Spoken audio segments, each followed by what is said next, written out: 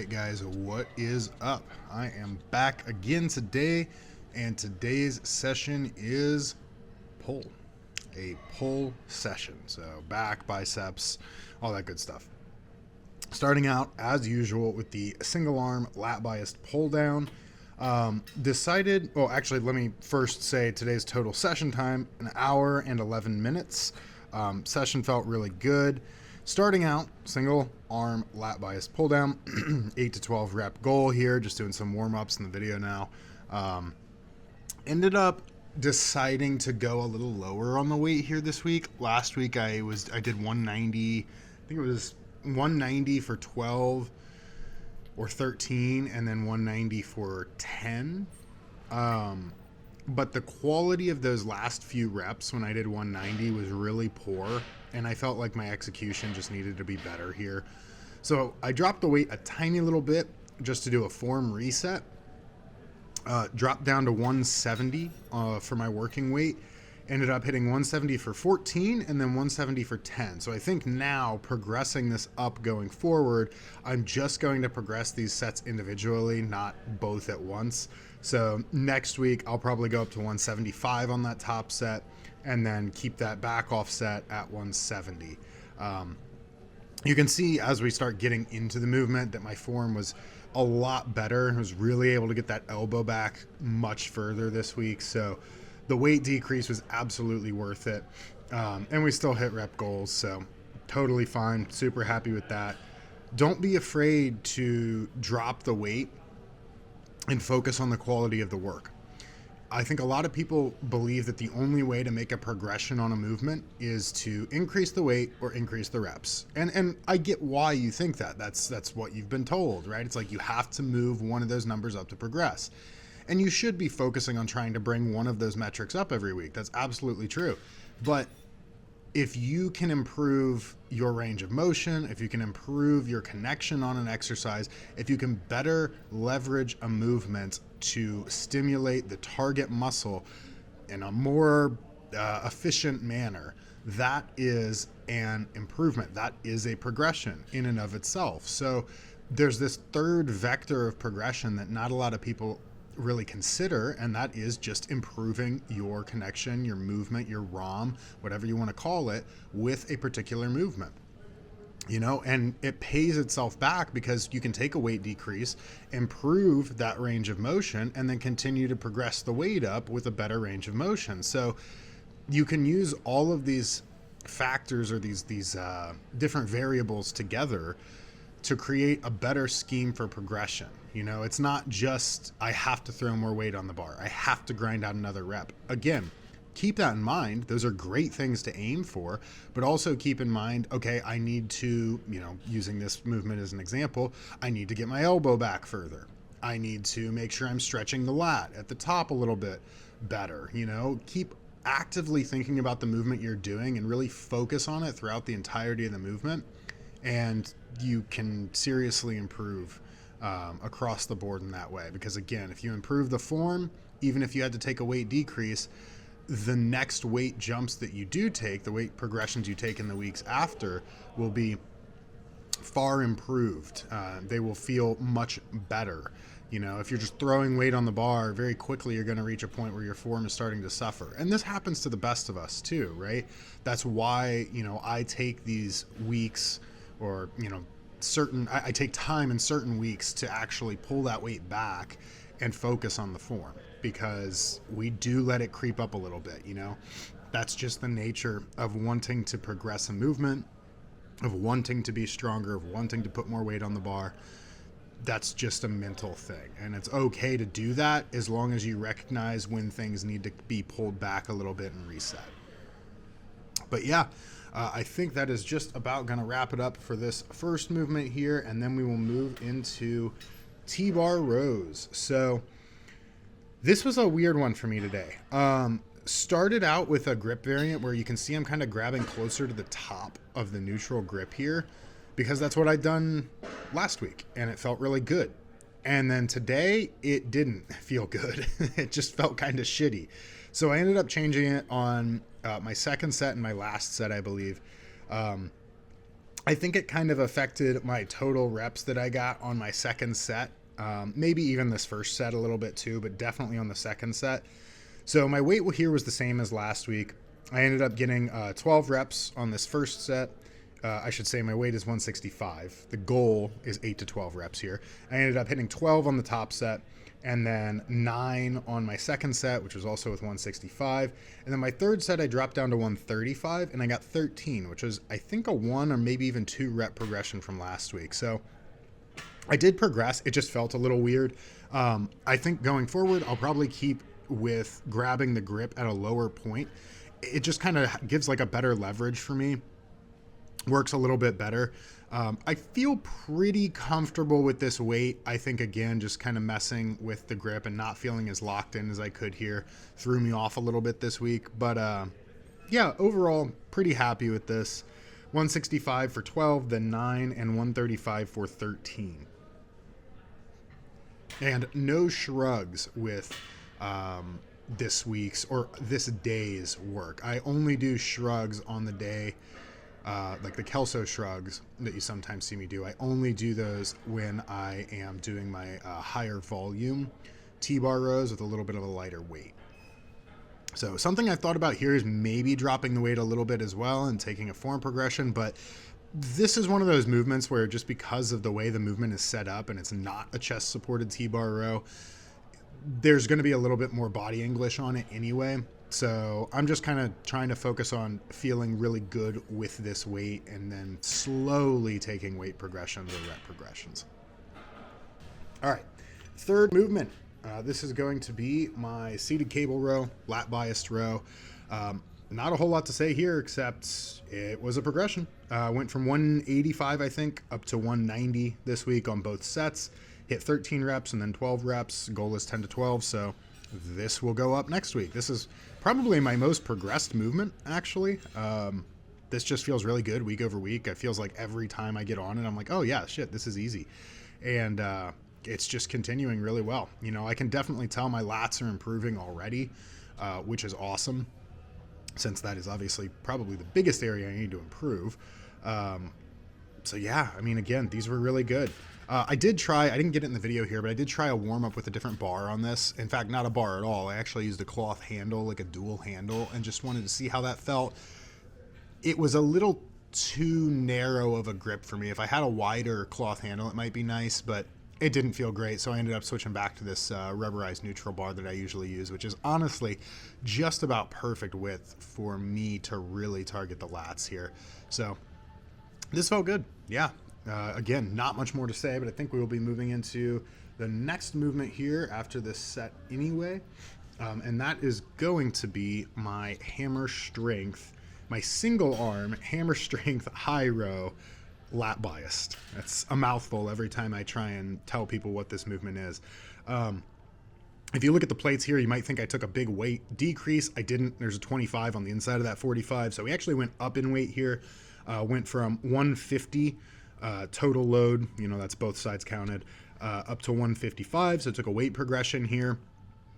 And also did really well on this movement today. Took a rep progression on every set. I want to say last week I hit, I think it was 17, 13, and 12. And this week I hit 17, 15, 13.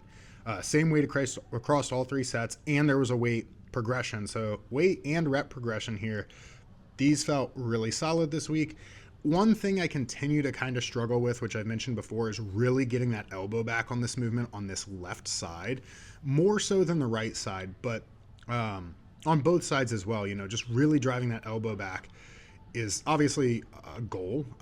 It's just a really big challenge for me. You know, I have a little bit of a lack of mobility actually getting that all the way back there. So working to improve that, working on kind of powering through and almost, I don't like saying I'm throwing the elbow down because that's kind of counterintuitive to what we're trying to do with the control here, but in a way trying to drive a little bit more power through my elbow just to emphasize getting it back further. It's hard to tell from the right side here, but I definitely do get it further back on the right hand side, especially as we go into like the second and third sets. I was really feeling this today, so I really started cranking through these. This felt pretty good though. Honestly, this was pretty solid. I tried another grip here as well with a cloth handle wrapped around the bar. Unfortunately, the gym I'm at now doesn't really have a great cloth handle to be able to wrap around this, so it didn't feel too good. But I mean, I connect well with this movement with this grip, so I don't really need to change it. It was just something I wanted to kind of play with a little bit. You might notice here too, for that first set, I started on my left side. For the second set, I started on my right side. So I feel, it's kind of weird, I feel that my right side is stronger on my single arm lat biased movements, but in my posing and in my physique, my right side is actually kind of my weaker slash smaller lat. So I decided to stop starting with the left here and then just start with the right from the second set onward, because you always want to start with wherever you need the improvement the most, right? In terms of, you know, what's your weaker side, start with that side on unilateral movements and match with the stronger side. And that will help kind of alleviate any discrepancies you might have between muscles in the same group. So, you know, lats, quads are common things for that. Even biceps, triceps can be real common for that as well. Any muscle basically where unilateral work is very heavy, very prevalent in your training or in most people's training, there can be a lot of discrepancies there. So always start with your weaker side if you're doing unilateral work to help address that discrepancy. And we just have a few more sets of this, so I am just going to let this play out, guys, and then hop back in here when we get to my cable curls.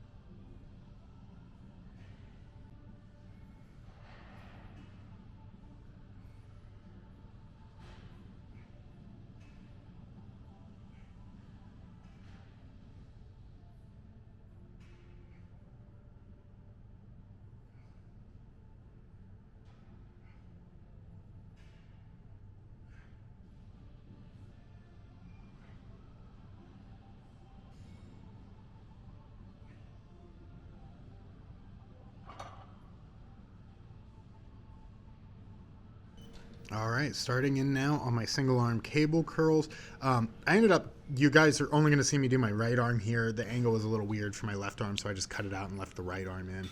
4 sets here, 10 to 15 rep goal. Took a 5-pound progression on the first set, and then actually dropped the weight on my third and fourth set. Second set was the same as last week. So total progressions here, 35 for 13. So we'll keep that weight the same next week. 30 for 10 will also stay the same next week. 20 for 13, and then 20 for 11. So all of those weights will stay the same next week. You can see the way that I'm kind of like lining myself up here. I'm almost like turning a little bit like sideways in the front to kind of line my arm up so I have this completely straight path under my shoulder. For me, this is just what activates the bicep best. It just works for me. Biceps can be a real finicky muscle to target for a lot of people because the leverages that you need to take advantage of as an individual for your own physiology vary pretty heavily person to person, or they can, you know, I shouldn't say they do, but they can. So you might have to kind of play with your setup here to figure out what's best for you. For me, kind of curling towards the midline of the body generally feels better, and I feel that in my biceps more than anything. This is why I've always done pretty well with like hammer curls as well, is because when you're, you know, doing a hammer curl, generally speaking, if you're curling towards the midline, it's a little bit more of a natural movement to do as a hammer curl. So those have always felt really good to me, but this is kind of how I set this up to feel closer to that while still also having a true bicep curl movement in that isn't a hammer curl. You'll also see I'm kind of keeping that shoulder up, letting that elbow come back and lock out before engaging the bicep again and pulling up. I'm not letting the elbow or the shoulder drift forward at all to kind of yank the weight up. And it always amazes me at the end of a pull day how easily fatigued I am doing just the lightest bicep work. But again, not a huge focus there now to grow my biceps. They're in a good place. So just some metabolite work for those on my pull day. It's the only time I work them during the week. Last movement for the day. Oh, sorry, second to last movement. This is not the last movement today. Forgot I have calf raises. Next movement then, reverse pec deck fly or rear delt fly, whatever you want to call it. Took a 5-pound progression on my top set and then kept all my other sets the same weight this week. So we went from 90 pounds up to 95 pounds on this top set and got 17 reps. So the weight will stay the same next week. The goal here is 12 to 20. And then dropped down to 90 pounds for the second set and the third set and got 14 reps and then 11 reps respectively. That was a progression in weight on the first set, a progression in reps on the second set, and I think a match on the third set. Actually, 1 rep progression on the third set, I believe. So progressions across the board here. These felt solid. Again, not a whole lot to say. Rear delt work, real simple. You can kind of do these like 3, some people could even do these 4 times a week, honestly, if you have a good place to throw them in, if you really need to bring up rear delts. Rear delts, side delts, calves, those things can be very quickly recovered and they don't really need a lot of weight. So working in a higher rep range for these and hitting them pretty frequently can be really beneficial if they're areas that you need to bring up. For me, it's just twice per week for rear delts right now, and then 3 times per week for calves, and twice per week for side laterals as well. So again, front delts for me, I do almost no work. I think I have 2 dedicated front delt sets per week. That is it. The rest of my front delt work just comes from my 1 push day per week. Front delts are in a very good place, so they're super, super back burner for me right now. Almost no focus on them whatsoever. Kind of in the same situation as, actually, in fact, even less volume than quads. Still have some quad work in, but yeah, front delts are just minimal at this point. But yeah, movement felt good, took progressions, no complaints there. And now, finally, moving on to my last movement of the day, that's going to be my standing calf raise. So the only thing I changed here this week, the weight stayed the same on the first 2 sets, but instead of doing a straight set on the third set, I dropped the weight down just to try and hit a few more reps on that. So rep goal here is 12 to 20. I ended up doing 137.5. Again, I know the weight is weird, but these are like 12.5 pound plates on this machine. So 137.5 for 22 reps. So the weight will go up next week. Then 137.5 for 12. And then 100 pounds for 12 for the third set. So last week, I think on the straight set, ended up getting like 137.5, or sorry, 135, 130. Anyway, it was the same weight as my 2 top sets last week for that third set. And I ended up taking like 9 reps. So that was pretty far below the low end of the range I'm trying to work in here. So I was like, okay, I'll try to just drop that a little bit instead of doing the straight set. There's not really a harm in just doing that straight set since my primary, top sets are staying in the range they need to anyway. So, but this week I just wanted to try it. So I dropped it down to 100 from 130, whatever it was last week. Got 12 reps and that felt pretty good. So I think that, the added reps there are actually probably pretty beneficial. So might stick with that kind of structure next week where I just do 2 top sets and then a back off, but we'll see how it feels. Again, with me on that third set, my calves really fatigue. They're already very fatigued anyway. So the weight drop didn't really add a huge benefit. It was 3 more reps, but at the, almost a 40-pound drop. So it's like, it might just be more beneficial to stick with the lower rep range and that higher weight. I'll play with it. My calves are very sore, so it clearly worked. So, yeah, that's about it for today, guys. I'll just let the last set or 2 play out here. And I will catch you guys tomorrow. If you like the content, feel free to like, subscribe, comment down below, check out all my socials, apply for coaching if you are interested in coaching, all that good stuff. And until next time, guys, take it easy.